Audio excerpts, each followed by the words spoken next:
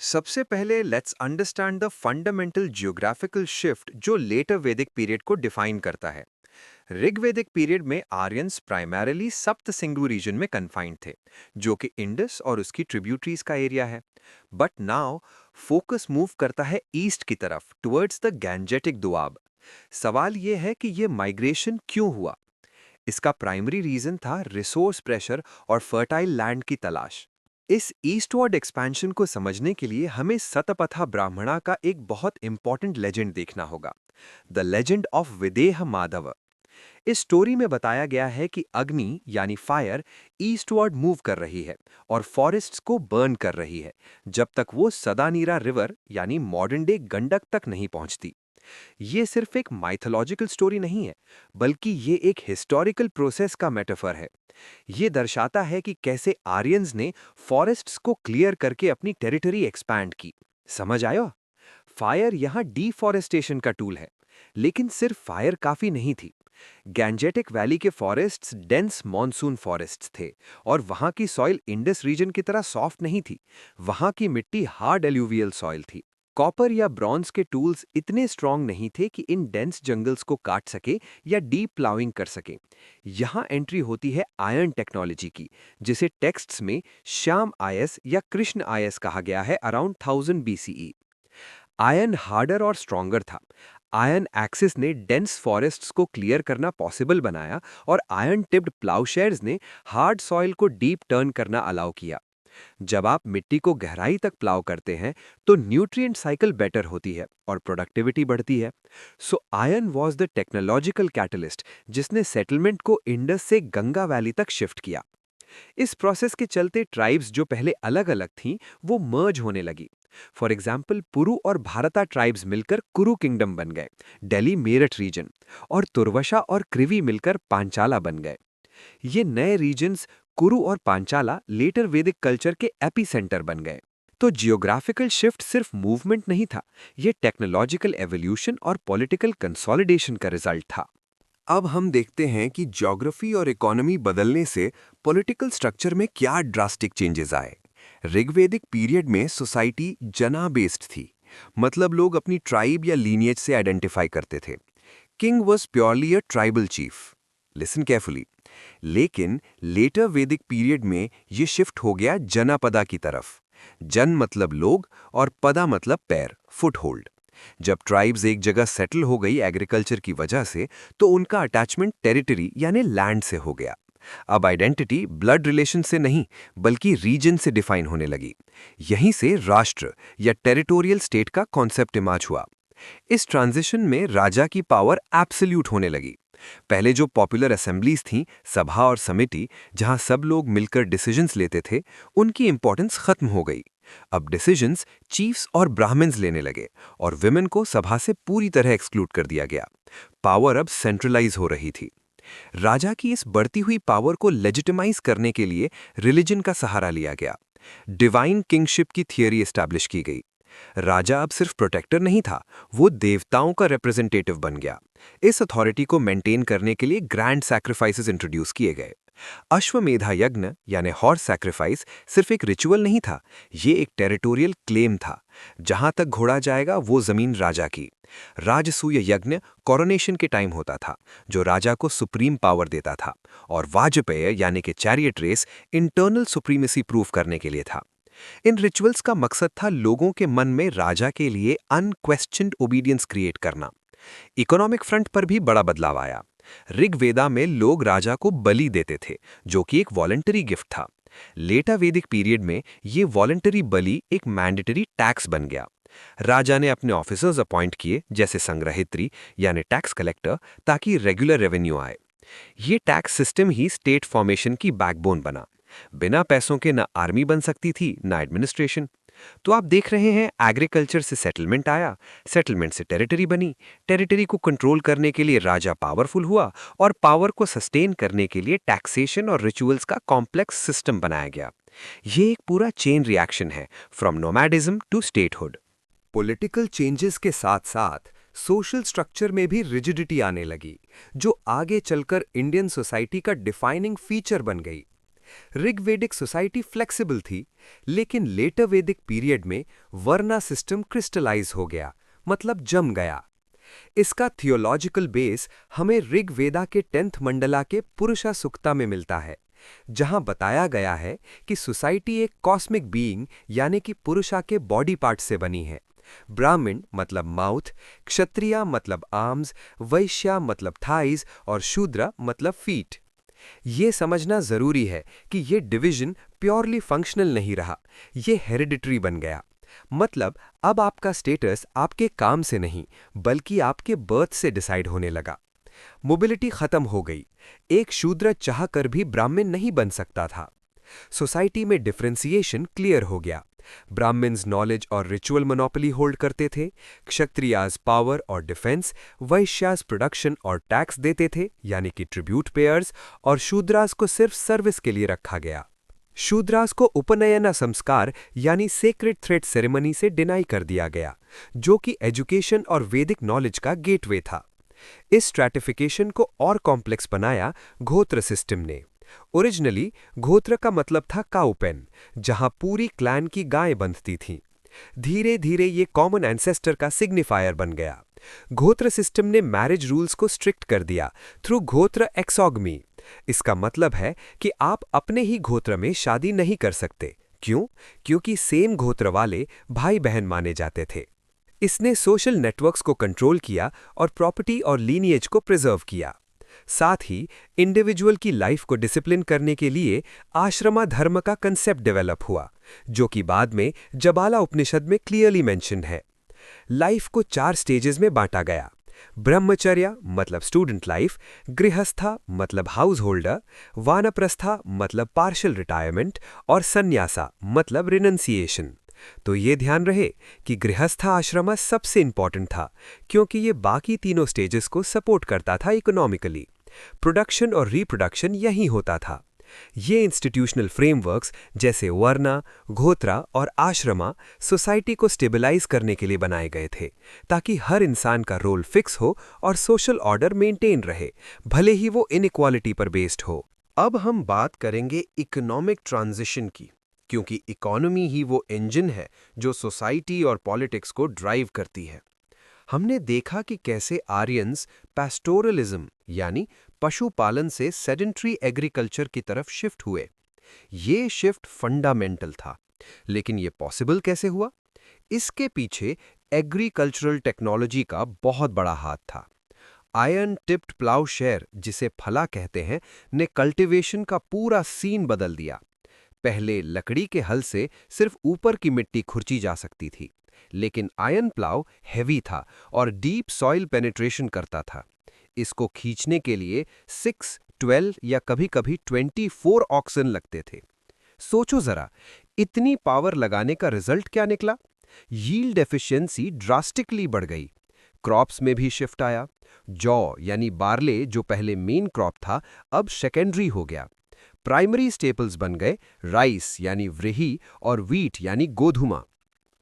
Rice cultivation, specially अगर transplantation technique use हो रही थी, तो वो व्हीट से ज्यादा लोगों को फीड कर सकता है। इस सरप्लस प्रोडक्शन ने पॉपुलेशन ग्रोथ को सपोर्ट किया। जब एग्रीकल्चर में सरप्लस होता है, मतलब किसान अपनी जरूरत से ज्यादा उगा रहा है, तभी कुछ लोग एग्रीकल्चर छोड़कर दूसरे काम कर सकते हैं। यहीं से प्रोटो अर्बनाइजेशन की शुरुआत हुई। हस्तिनापुर, अतरंजी खेरा और कौशाम्बी जैसे अर्ली टाउन्स इमर्ज हुए। ये वो जगह थीं जहां क्राफ्ट और ट्रेड होता था। मटीरियल कल्चर में इसे पेंटेड ग्रे वेयर फेस कहते हैं, जो कि एक खास तरह की पॉटरी थी। स्पेशलाइजेशन बढ़ने लगा। जूलर्स, लेदर वर्कर्स और मेटल वर्कर्स अलग क्लास बन गए। इन आर्टिसंस और ट्रेडर्स ने अपने आप को ऑर्गेनाइज करना शुरू किया इनटू श्रेणीज और गिल्ड्स। Very important. गिल्ड्स का हेड श्रेष्ठिन होता था।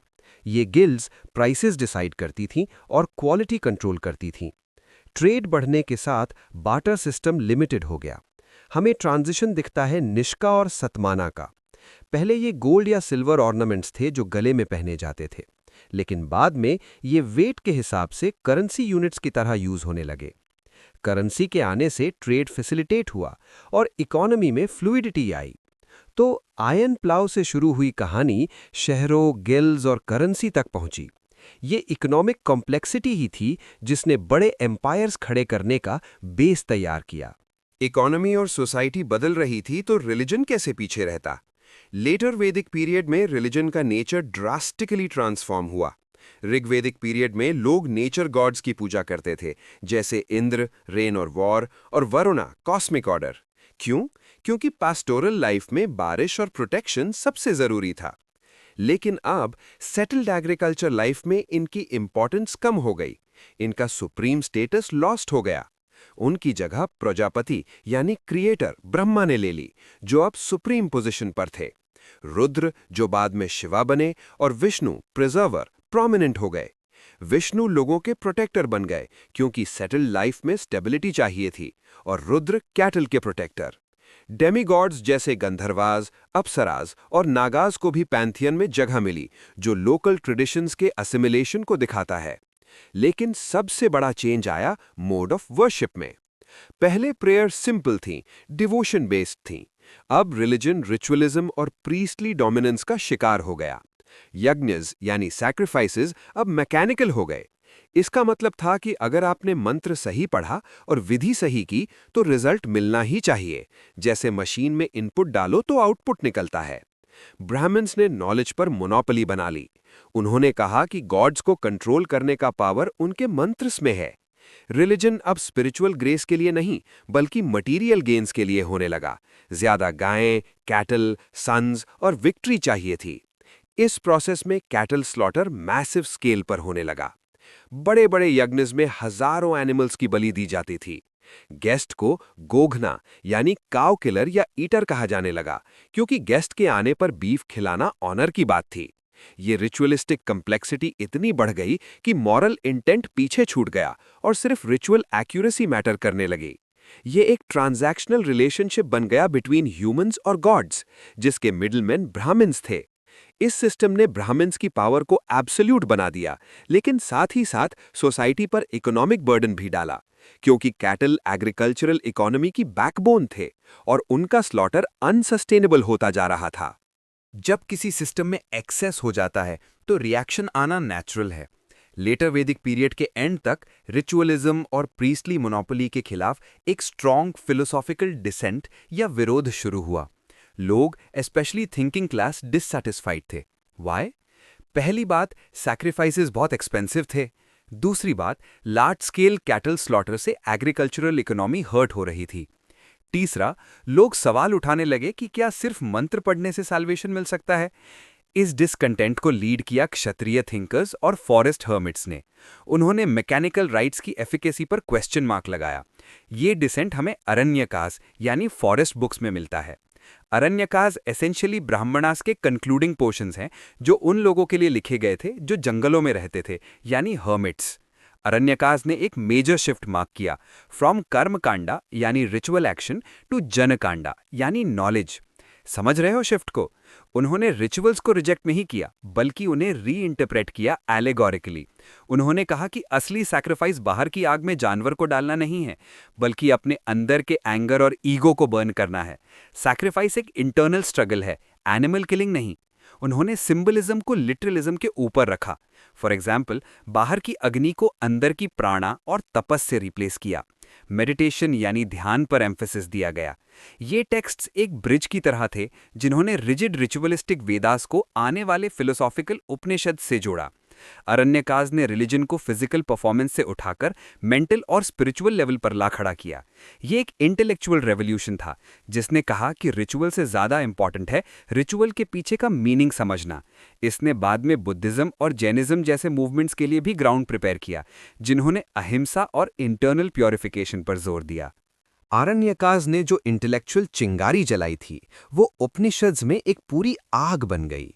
उपनिषद्स वैदिक थॉट का पीक या जेनिथ माने जाते हैं, इसलिए इन्हें वेदांता यानी एंड ऑफ वेदास भी कहा जाता है। यहाँ फोकस पूरी तरह से जाना यानी ट्रू नॉलेज पर शिफ्ट हो गया। उपनिषद्स की कोर फिलॉसफी मोनिज्म है, मतलब नॉन डुअलिटी या अद्वैता।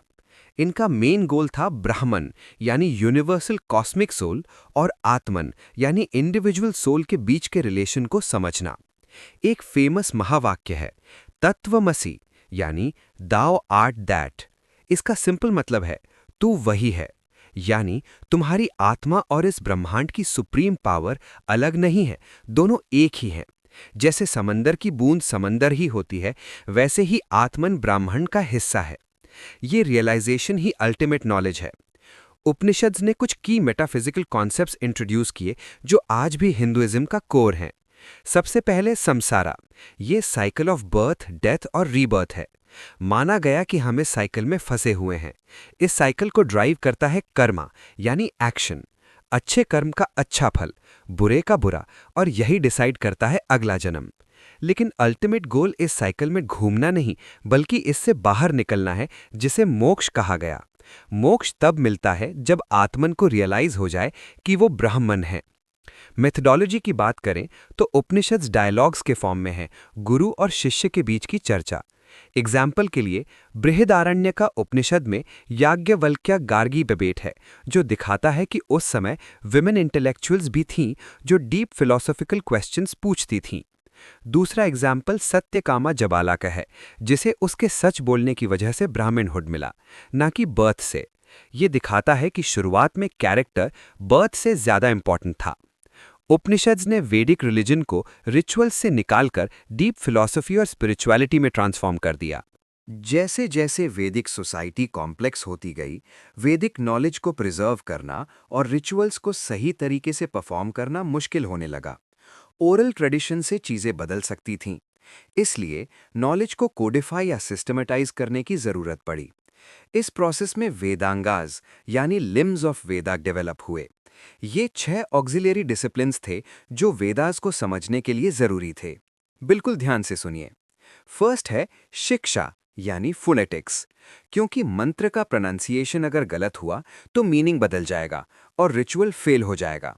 सेकंड, कल्प यानी रिचुअल्स, ये मैनुअल था कि सेरेमनीज कैसे करनी है।